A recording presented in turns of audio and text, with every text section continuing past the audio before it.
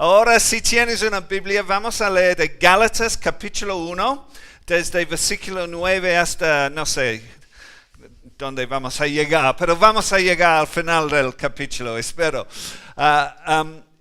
Mientras que buscáis esta pasaje, quiero contaros una historia. Es una historia bastante famosa.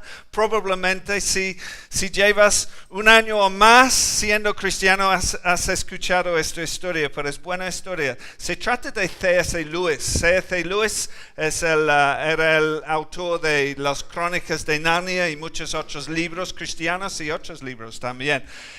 Y un día entró a un congreso cristiano donde debatían la diferencia, cuál es la gran diferencia entre cristianismo y todas las otras religiones. Y al ver a C.S. Lewis le preguntaron su opinión y respondió, pues eso es fácil, es gracia. La verdad es que la gracia de Dios es lo que define cristianismo, es el pilar central de lo que creemos. Pero quiero que sepáis que hay un peligro con esto, o hay algunos peligros, errores que podemos cometer si no hacemos otra pregunta. La otra pregunta es, pues, ¿qué es la gracia? ¿Qué significa la gracia? Porque si no respondemos bien a esta pregunta, podemos cometer algunos errores. Podemos malinterpretar la gracia para que se convierta en pereza, en no hacer nada. Cuando Jesús en su primer milagro transformó el agua en vino, pues sabes que muchos de sus seguidores han hecho un milagro más o menos parecido pero opuesto. Han transformado el vino de la gloria, de la gracia de Dios y lo han convertido en algo insípido, tibia, religión, rutina y tibia y sosa. Eso es lo que hacen muchos de sus seguidores. Cuando lo convertimos la gran gracia de Dios, gracia divina, derramada hacia nosotros desde el cielo, y lo convertimos en una rutina. Una vez a la semana vamos a la iglesia. Es una tragedia. Segundo error que podemos cometer con la gracia tiene que ver con, pues es peor de hecho, podemos malinterpretar la gracia y convertirla en una excusa para seguir pecando. Antinomianismo, ¿sabéis lo que es antinomianismo, no? Claro.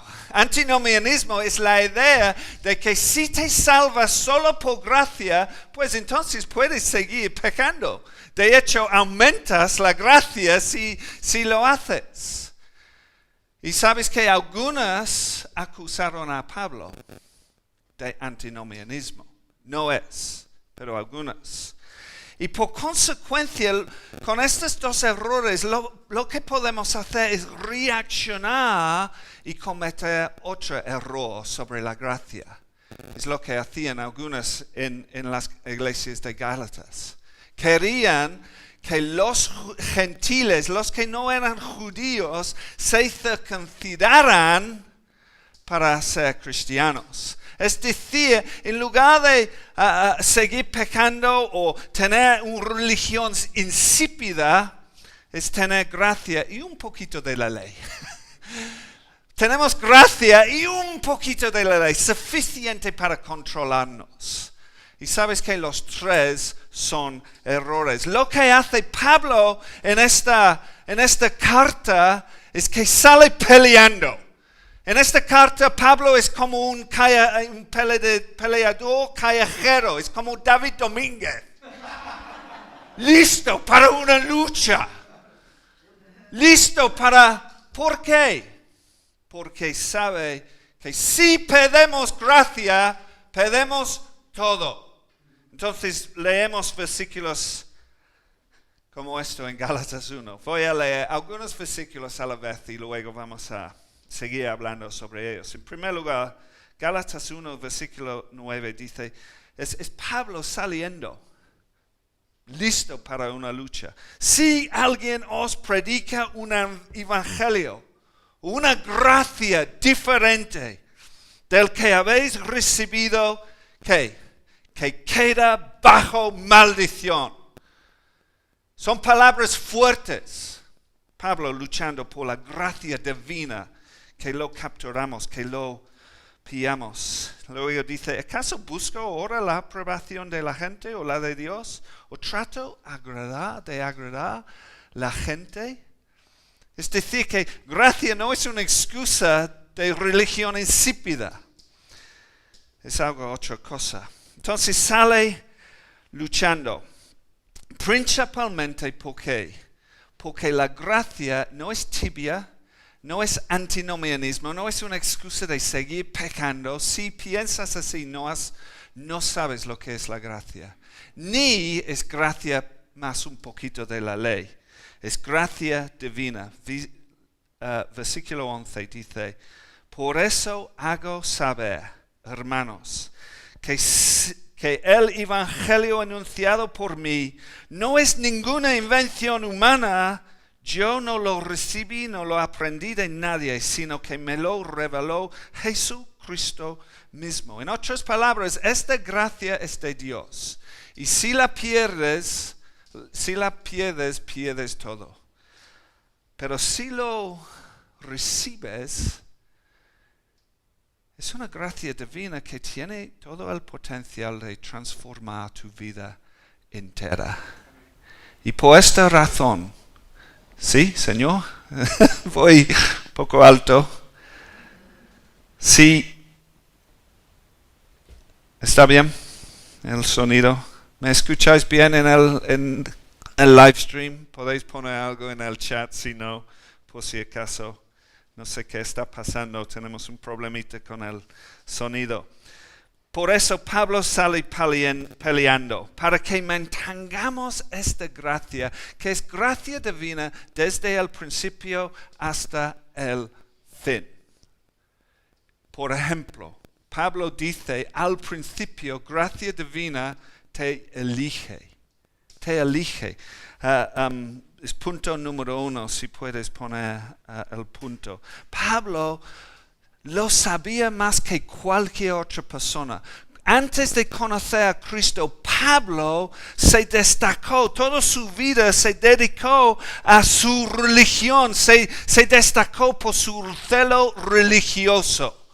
Hacía todo lo que podría. Dice esto, versículo 13 y versículo 14. Ya habéis oído acerca de mi conducta en otro tiempo en el judaísmo, que perseguía sobremanera a la iglesia de Dios y la asolaba. En el judaísmo yo aventajaba a muchos compatriotas de mi generación, pues era mucho más celoso de las tradiciones de mis antepasados. Es decir, que Pablo hacía lo que hacemos muchos de nosotros. Intentaba distinguirse por sus obras, por sus acciones, por su conducta, por ser mejor que los demás, por ser distinto, por su bondad, por ser o intentar parecer mejor que es de verdad.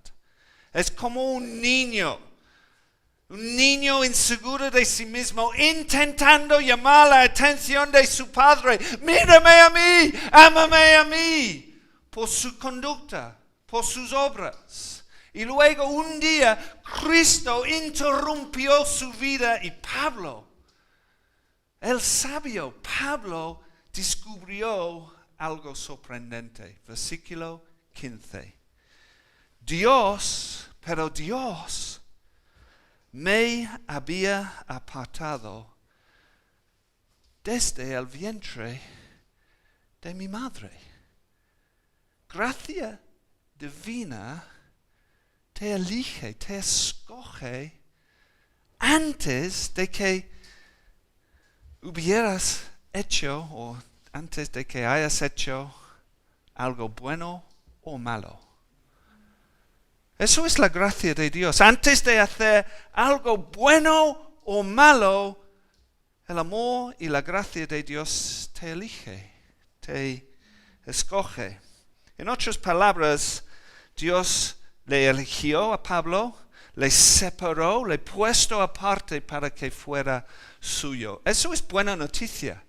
Es buena noticia porque en primer lugar nos quita la necesidad de demostrar o intentar demostrar nuestro valor que merecemos la gracia de Dios, el amor de Dios, y nos otorga a la vez un valor intrínseco. ¿Por qué? Porque Dios, el soberano, Dios el eterno, ha elegido amarte sin que hayas hecho nada. Nada. ¿Sabes que cuando por primera vez alguien me informó sobre esta verdad, fue un momento que cambió mi vida? Ya era cristiano, pero un año después o 2 años después, alguien me explicó sobre la soberanía de Dios y cómo Dios me había elegido. Y sabes que en un momento me quitó toda la carga de intentar ser otra persona, intentar merecer el amor de Dios. De repente creo que por primera vez en toda mi vida pude ser mí mismo y ser 100% seguro de mí mismo también. No porque soy bueno, al contrario, porque Dios me había elegido antes de mi nacimiento. Es buena noticia. Si te has dado cuenta de lo malo que eres de verdad, es buena noticia. En primer lugar, la gracia divina te elige. Es buena noticia también porque significa que no hay ninguna persona que está más allá del alcance de la gracia de Dios. Que es buena noticia porque es la gracia divina que te elige. Nada en ti. No importa lo que has hecho. Tim Keller cuenta una historia sobre una iglesia de Asia que intentaba alcanzar algunas prostitutas en su zona. Y al principio estas mujeres no podían aceptar que sería posible que Dios les perdonara. ¿Está bien? ¿Está bien dicho?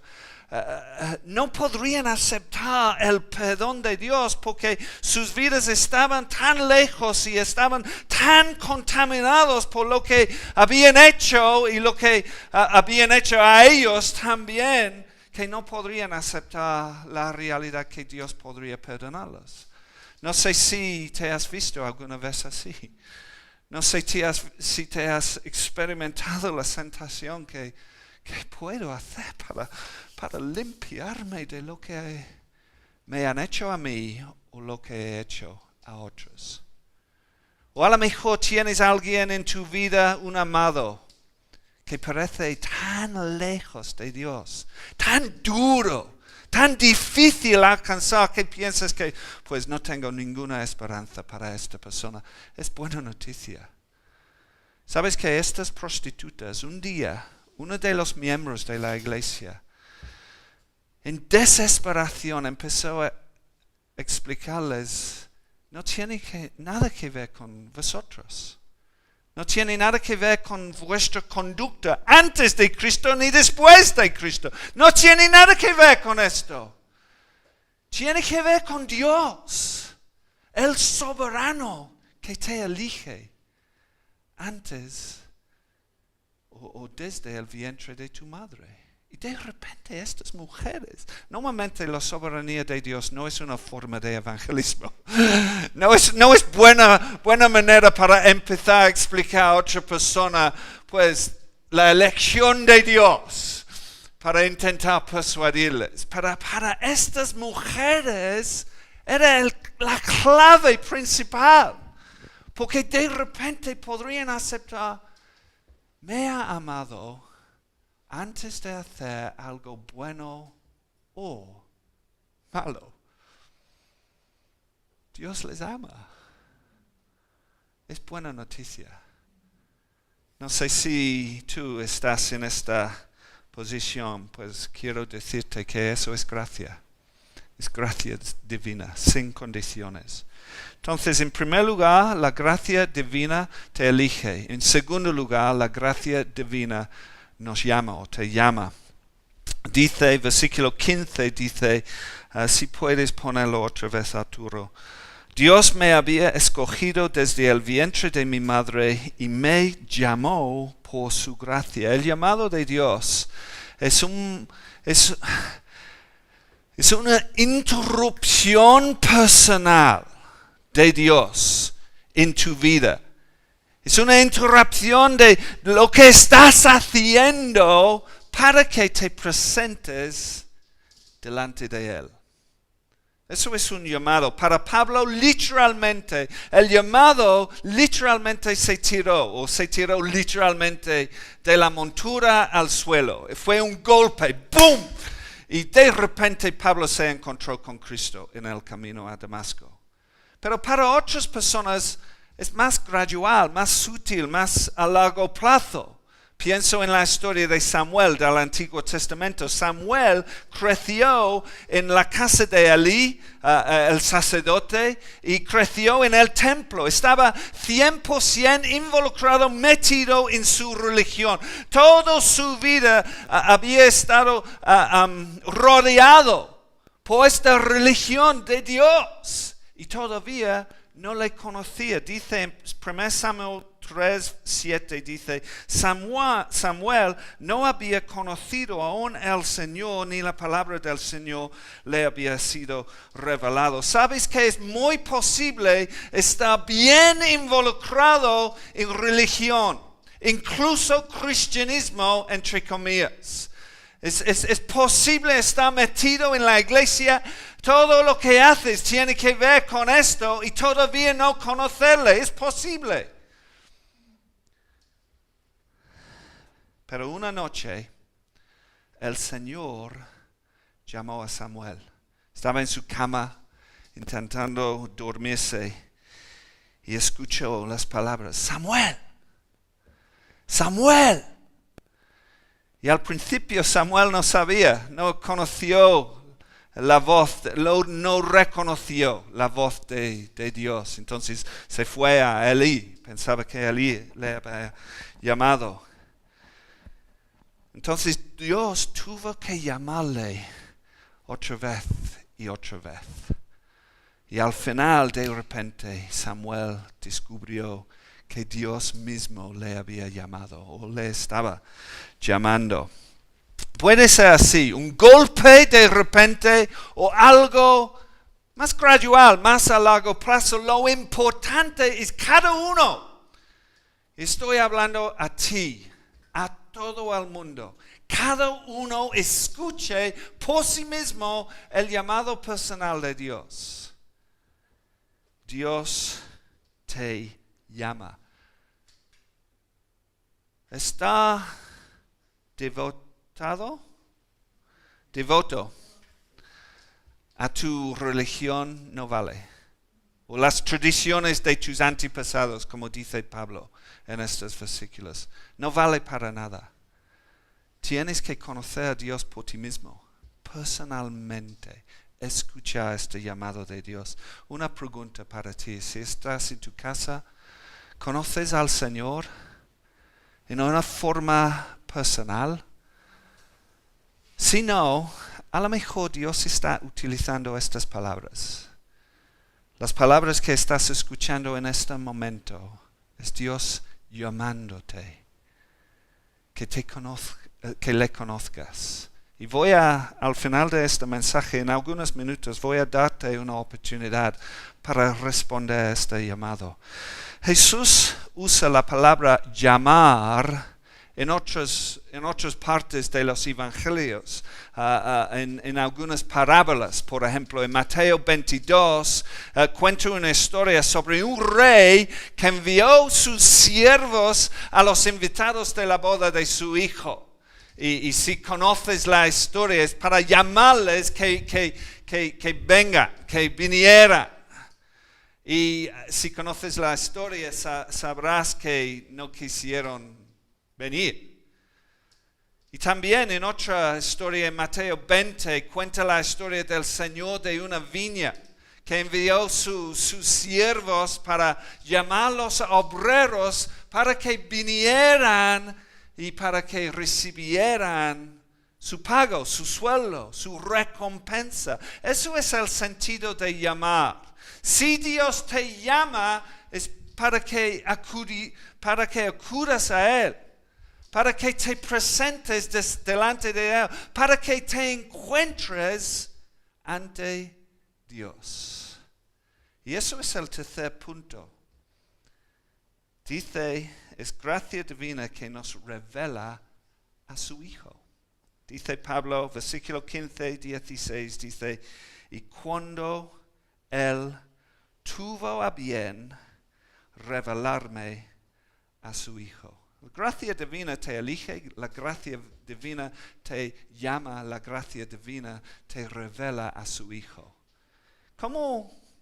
Si has crecido, por ejemplo, en una familia cristiana, en una casa cristiana, ¿cómo puedes distinguir, conocer a Jesús bien o solo conocer tradiciones y conocer bien las tradiciones de tus antepasados o la religión o saber todas las respuestas, pero si tienes una relación de verdad con Él, pues está ahí.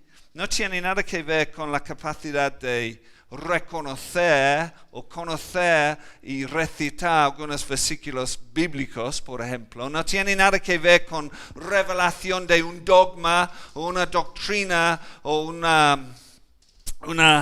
credo. No, tiene que ver con revelarte a una persona, a su Hijo. Y si te encuentras con el Hijo de Dios, sabrás, porque te transforma tu vida entera. Es tan chocante conocerle, no es como conocer a otra persona. No sé si habéis estado en Granada. ¿Alguien ha estado en Granada? ¿Habéis visto la Alhambra? Pues lo he visto y es chocante. La verdad es que es una maravilla del mundo, sin duda. De hecho, creo que me han dicho que cuando eligieron las 7 maravillas del mundo, la Alhambra llegó en 8º lugar. ¡Qué pena!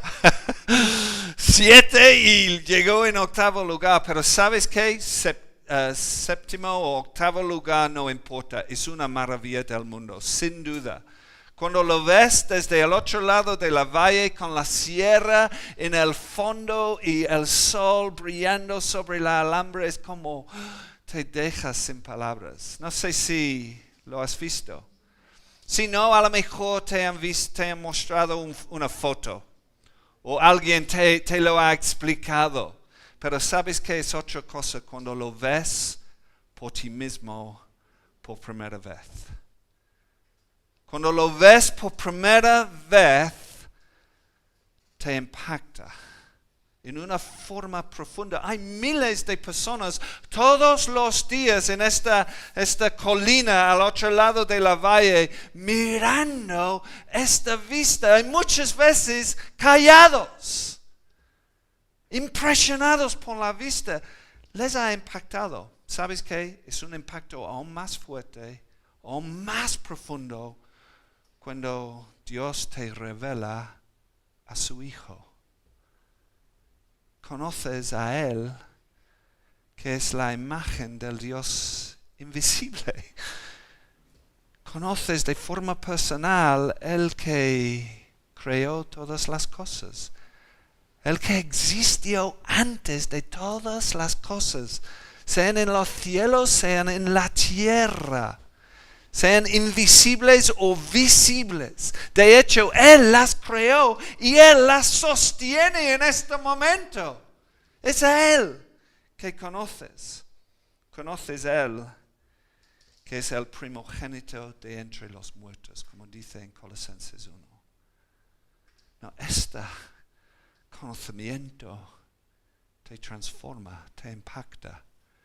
Puedes ver en la historia de Pablo en esta este capítulo, dice en versículo 16, que le reveló a su Hijo para que yo le diese a conocer entre los gentiles. Es decir, que el que había perseguido la iglesia se transformó para edificarla. Es una transformación total. Al final de este capítulo, Pablo dice que, versículo 24, y glorificaban a Dios a causa de mí. Es decir, que estaban asombrados. Glorificaban a Dios por lo que Dios había hecho en él, por conocer a su propio Hijo. No tiene nada que ver con una gracia insípida, una gracia pereza, que no tienes que hacer nada. No tiene nada que ver con antinomianismo, que es una excusa para seguir pecando. No has entendido, Dios no te ha revelado a Él. No tiene nada que ver con gracia, con un poquito de ley para controlarte. Tiene que ver con Él. Eso es lo que te transforma. Mi pregunta hoy para ti, para nosotros, es: ¿conoces esta gracia por ti mismo? Una gracia divina. ¿La conoces? ¿Es algo que puedes decir por ti mismo? Una gracia divina que te ha elegido desde el vientre de tu madre. Antes de tu nacimiento, Dios te conoció y te llamó. Es una gracia que ha experimentado de forma personal el llamado de Dios. A lo mejor pensabas que buscabas a Él, pero la verdad es que Él te llamaba y te guiaba hasta que le conocieras. Y es una gracia divina que te revela a su Hijo. Voy a terminar orando, y a lo mejor eres una persona que no conoce a Cristo y quiero darte la oportunidad de responder a este llamado. Lo que tenemos que hacer es responder, no como los de la boda, los invitados que le rechazaron. Es abrir la puerta a Él, y es fácil. No tienes que hacer mucho, es solo decirle: Señor, quiero que entres en mi vida, quiero que transformes mi vida, quiero conocerte de verdad. Y sabes que Dios irá arreglando lo demás. No tienes que preocuparte de esto. Es una relación personal con Él. Y voy a orar, y solo tienes que orar conmigo estas palabras y decir al final amén desde tu corazón. ¿Está bien? Oremos. Señor, gracias. Aquí estamos, Señor. Reconocemos, Señor, toda la confusión de religión, de dogmas, doctrinas, pero nada vale, Señor. Nada sirve, Señor. Lo que necesitamos es tu gracia. Y hoy reconozco tu gracia por medio de Cristo. Y hoy escucho tu voz y quiero abrir la puerta. Quiero que entres en mi vida. Quiero que me transformes. Quiero conocerte de verdad. Y te pido que me salves. Y quiero decirte, Señor, gracias. Quiero recibirte y todo lo que significa un cambio fuerte en mi vida. Quiero recibirlo. Ven a mí. Sálvame, Señor. Amén.